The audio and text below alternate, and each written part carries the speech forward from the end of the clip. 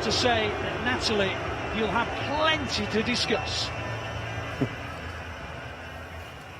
Thank you so much, Ali. Yes, loads to talk about from that second half. Of course, City were 2-0 down at half-time, and we asked to be talking about a City comeback now, and it did finish 2-2, of course, with a missed penalty in there as well. I was hiding behind the sofa, actually genuinely hiding behind the sofa there. I'm Natalie Pike, still joined by Trevor Sinclair and David James. Trevor, wow. What a jam-packed second half. I think they've had a dressing down, the players at half-time, especially the wingers, and you've seen the impact second half. Jack Grealish with his goal. Great volley, good technique. Obviously the deflection helped, but I think the way the intensity, the way they were going about the game, second half was totally different to the first half. It was all slow and one-dimensional. Second half they came out with intensity, and I think they got the rewards. Second half they were way the better team. I suppose the penalty is a bit of a disappointment, but the way that they went into that second half, you could see that the gaffer wanted a reaction, and he certainly got it. And David, I know you were particularly impressed by the City fans in that second half. Oh, it's just one of these things. We talk about the party atmosphere at half-time, and there was a party atmosphere there, 2-0 up. And the first thing I heard in that second half were the City fans. And then City went on and scored. And just before the free kick for the equaliser, you could hear the City fans singing Blue Moon, and then City scored. It's a shame they didn't sing before the penalty, but no, I mean, it's just one of these things. When you're, like I said, how the fans can affect what's happening on the field. In the first half, it was all West Ham. Second half, you just see that little bit of that glimmer of hope, and 2-2. Can I just say one other thing? You did mention the 17th anniversary of me playing up front. Do you remember what happened at the end of that game? No. Robbie Fowler missed a penalty. Do you remember? I was right behind the goal. Yeah, I do. And then Mahrez missed a penalty today, so in some kind of bizarre. Well, that cost us a place in Europe, that one, didn't it? Let's hope that one. This isn't. Yeah, I was going to say this one wasn't as costly. So. So the first goal. Tell us about that first goal, Trevor. I'm going to ask you to tell us because some of us were in the toilet. Name no names. So can you tell us about that first goal? Yeah, it was a good ball into the box. It was defended. First contact by the West Ham defender. He headed it towards the edge of the box. Grealish was there, anticipating it. It bounced off the deck. It's one of these where you've got a little bit of time as a player to look at it. You've just got to make sure you don't pull the trigger too early. Get your timing right. It's all about technique. It hits it down into the ground. It's hitting the target. I'm not sure it's going to beat the goalkeeper, Fabianski, but with the deflection off the player, it's deflected in goal. It was definitely on target, so we will get the goal, Grealish. And it's great to see him again. You know, we spoke about him before the game. A lot of people have had plenty to say about him. £100 million player. Of course, he's going to create that kind of chatter about his performances. But it's a big goal, and it helps Manchester City get back into this game and give them belief that they can go on and at least get a draw, which is what they achieved. We talked about the need at half-time to get a quick goal as well, David, and we did exactly that. Yeah, you did, yeah. I mean, it's come from the corner originally, so I think technically that's another set play. But it just seemed like the momentum, I want to say the momentum in the game changed, but the first half was dominated by Man City, with those couple of sort of punctuated opportunities for West Ham. The second half continued, but with the goal, it was the same kind of performance, but with obviously a better influence on the outcome of the game. So, good to see. Yeah, and Jack Grealish, I thought he had, in this game in particular, had some really great, exciting runs. I thought he definitely had a great impact on the game. Yeah, I mean, the goal was one thing. I mean, like Trev said, it's the right contact, it goes in the back of the net. But I think just generally in that second half, at times, he looked like I want to say a man possessed, but that sounds like he's got no control. He looked like a man who was desperately trying to get the points for Manchester City, and another good performance by Jack. And from that moment on, we were putting on an intense level of pressure on West Ham. There was a free kick where Kevin De Bruyne came close in the 60th minute as well. But West Ham continually stayed in it. Before our second goal, there was a mistake by Fernandinho that led Antonio to have a chance. So they were continually pressuring. Yeah. They were always a threat, and we said that at half-time. We said, you know, continue doing what you're doing, but a little bit better quality in the final third. Work Fabianski more, hit the target more, exactly what they did. But West Ham is still a threat going the other way. You know, with that deep block, they've got Bowen who joins in quickly to Antonio, and them two players are always going to be a threat. So it's all about, especially when you've got so much possession, nearly 80% possession, it's about concentration, organising the back four, making sure what if. It's a massive thing in football for a defender. What if this happens? What if that happens? Make sure that we can deal with anything. If we lose the ball and there's a transition, can we deal with what West Ham are leaving up the field? We did to a certain extent. obviously the mistake by Fernandinho. Listen, he is a holding midfielder. He's not often in that situation as a holding midfielder. He's not had a look. It's a poor connection, fortunately. Ederson came out and made a decision, made Antonio make a decision. He had to go over him, and fortunately he got it all wrong, and West Ham didn't score on that occasion. Great goalkeeping. Great. It was good goalkeeping because he's forced him to do something that's very difficult, and Antonio tried it and just didn't have the skill set to pull it off. But we stayed in the game, and then in the 69th minute we got the equaliser from an own goal, David. What an amazing header. Yeah, it's funny because Coufal could have been sent off in this game because it was probably a booking in the first half. He also got booked in the second half. And another set play, it's a perfect ball from Kevin De Bruyne in the sense that Coufal ends up heading it. If I was Fabianski in goal, I'd be very frustrated because there was never going to be anyone behind him, but perfect ball, perfect header, 2-2, game on.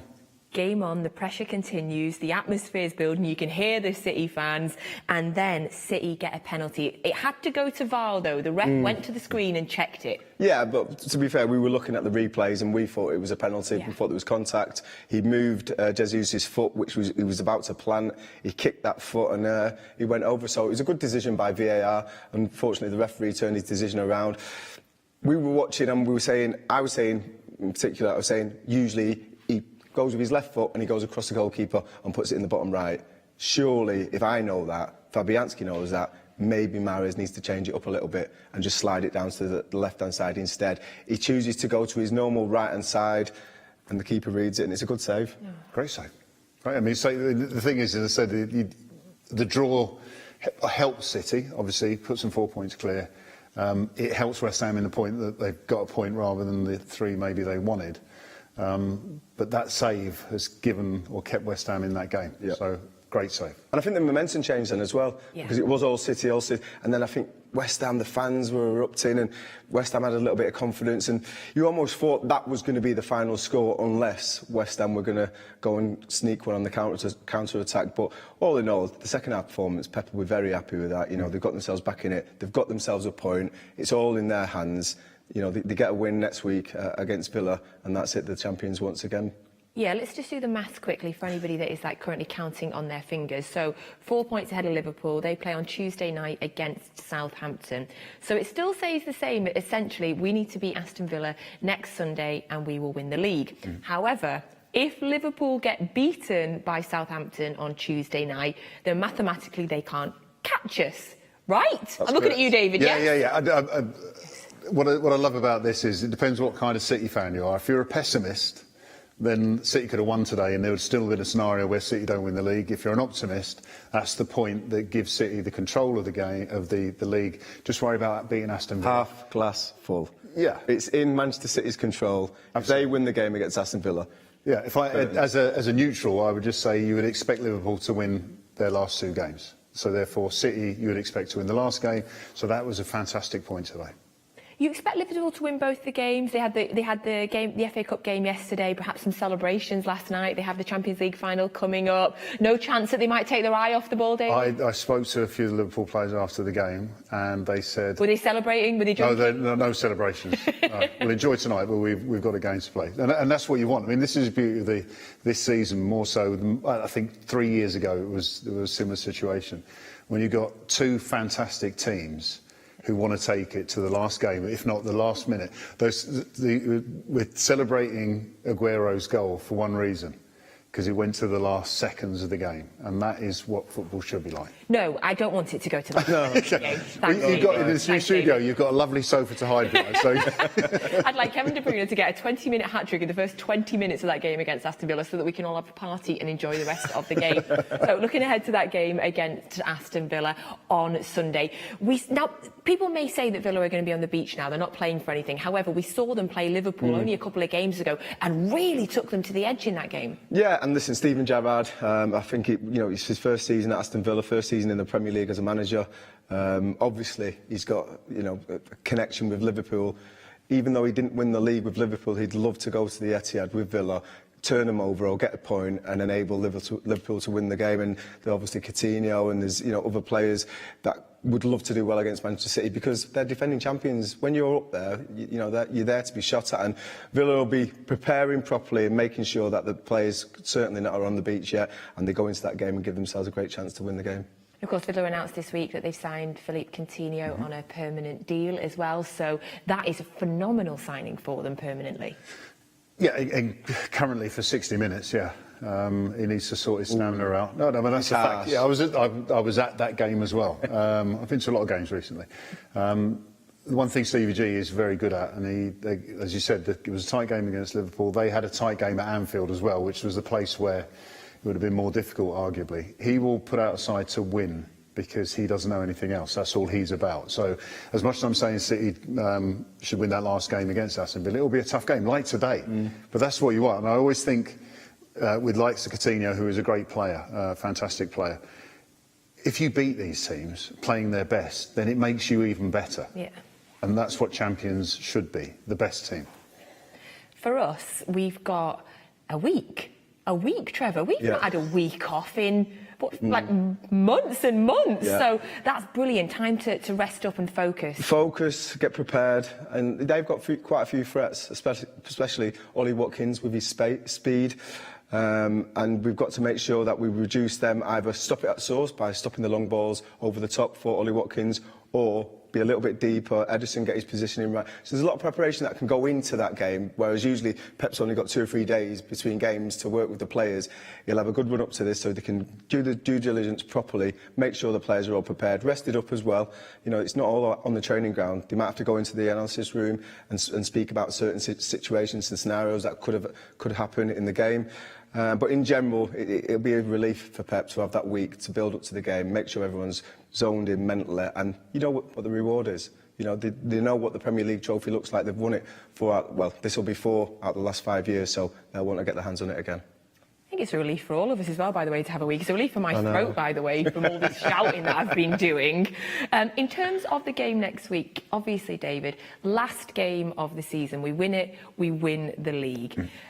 Did anybody that played today, did any of the forwards particularly play today, play themselves into the team for next week, do you think? Or who are you expecting to be starting up front? Yes, it's an interesting question, because when you think about the rotation, a lot of that is because of the speed and turn around the games. So you would think if they've got the week, then potentially Pep could, I'm not sure how many times he's done this in his Man City career, but play the same side. I mean, Mahrez was involved, but he's missed the penalty. As much as I said he should have come off at half-time, he was still involved in what was a great comeback in the end. But I'd imagine you're going to see Sterling, and I imagine you're going to see Foden. Jack Grealish plays so well today. It would be a tough one for him to be dropped out, and obviously with Jesus getting the penalty and looking a threat. And potentially being his last game as well for Jesus, because there's obviously rumours that you've heard it here first. He could be moving. So yeah, I think, I think what we'll see is the A side. Yes. He's had a full week. Which is who to you? I always like to have Sterling in the team, because I think he brings a different threat with his pace. I think Foden is the top draw, but both of them probably prefer playing on the left. So it's a difficult one to pick out of that. But maybe put Sterling on the right. But you look at matchups, you look at individual matchups, look at the Villa side, look at the fullbacks. Who suits that team to play against that team in offensive play better? And I think that's what the amount of detail you go into. And I think Pep will choose his side looking at the individual matchups. Now, I was saying that we have a week break, which is a nice novelty for us. Aston Villa do not. So they play Burnley on Thursday night, David. Thursday night, and then they play us on Sunday. Burnley, of course, are still fighting for their lives. They're trying to survive. So that is a huge game on Thursday night. Well, especially now they dropped in the bottom 3. Leeds getting a late equaliser, put them out the bottom 3. So, I mean, yeah, it's going to be a tough game. I mean, I don't think the Villa situation changes too much, because they've all along for the last few weeks had nothing to play for in a sort of win anything. And this is more about Stevie G going as new manager. As a new manager in the beginning pre-season preparing. He'll just want his team to play as hard as they can, the right way, against Burnley, as they will against Man City. I think obviously injuries will be an issue if anyone gets any knocks in that Burnley game. I can't make it any easier for Man City in the last game of the season. I I was hoping we might there. But it's a novelty. It's a novelty when we go into a game being the rested team. Yeah, I'm listening. It can go both ways. If you're winning games, I think you recover a lot quicker, and and you feel confident, and you feel like you can just continue. You don't really feel that tiredness as much. But I think when you're starting to get to this point of the season, I think a week will be well received, and they'll just be looking forward to getting this game done on Sunday. Hopefully, getting the 3 points, picking up the trophy, and having a bit of a rest in the summer because there's no major championships. Yeah. Absolutely. Gentlemen, thank you so much. So I will be here on Sunday with Jolien Lescar and Darius Vassell. So, of course, that is Villa. The kickoff is 4 o'clock. We will be on air from 5 to 3. Now, just a little update for you about the FA Cup final. Women are currently losing 2-1. There is time. There is time. We're good at comebacks. You know that by now. So, gents, have a wonderful, wonderful week. Thank you. Can just feel my throat is not going to last out for the end of this show. This is too much shouting on Friday night because, of course, on Friday night we were celebrating 93-20. Sergio Aguero and some of the other team were on stage. I did a lot of shouting and talking, which is why this is happening. I am going to rest up. We are all going to rest up ahead of Sunday. Blues, have a wonderful week. Try and relax, try and enjoy yourselves. Maybe have a look at the game on Tuesday night that Liverpool are involved in, but maybe don't. In the meantime, have a little look at this incredible trailer. It's a City Studios documentary about the statues. We'll see you on Sunday. They really were giants of this club. You can't imagine that we would be where we are today without those three players. They weren't just defining games, they were defining seasons. City are ahead in the FA Cup final, and it's David Silva. Aguero, and still Sergio Aguero. That's brilliant! Oh, resounding header. Manchester City's leader on the pitch, setting the example. We need statues for these players. A real honour to be selected to do the sculptures for Manchester City Football Club. Moments like that happen once. Not even once in a lifetime, they happen once, and Aguero did that. Their stories about loyalty from the player, but also about the player to the club. The top players do it consistent for 10 years. Oh, Captain fantastic! Aguero! I swear you'll never see anything like this ever again. I think these three guys, legends. They were really good on the field, but also they took the club to another level.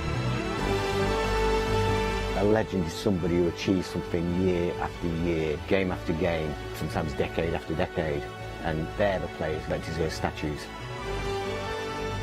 I'm proud for what we did together, and I feel emotional that it's being recognized like this. You never have a time to look back at something you've achieved, and for the very first time I can look back and say, hey, this was cool. Always I say that my heart will be in Manchester City forever. There's no better way, in my view, than a statue to keep it there for the record, for history, and for the next generations.